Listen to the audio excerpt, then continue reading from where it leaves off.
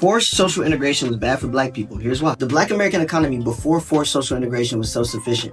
The reason why is obvious. If we weren't allowed in white establishments, we necessarily had to do commerce within our own neighborhoods and our own communities. So as a natural consequence of that, we necessarily had more money circulating amongst our own people. Cities like Boley, Oklahoma, Allensworth, California, and even Haiti District in North Carolina were all thriving. Here's a video of Dr. Claude Anderson explaining what Title II of the Civil Rights Act did to our black economy. I grew up in Winston-Salem, North Carolina.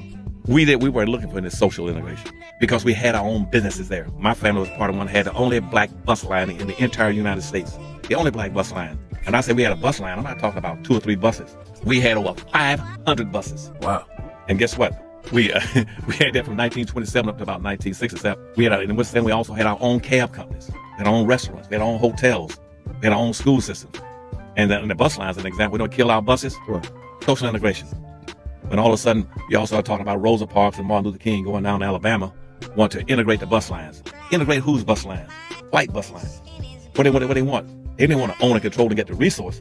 They just want to sit on the front of it. Furthermore, in the Words, Deeds, and Dangers chapter of Social Justice Fallacies, Dr. Thomas Sowell points out that the Civil Rights Act was not the source of the black rise out of poverty. He explained that the rise of blacks in the professional fields actually more than doubled from 1954 to 1964, and that would have been before the Civil Rights Act was signed into legislation. It is my own view that capitalism would have integrated blacks and whites naturally, and that the sole aim of the Civil Rights Act should have been the protection of black life and black property under the law. But as far as private property goes, publicly accommodating or not, we shouldn't have went as far as we did. It's really that simple. Thank you for listening.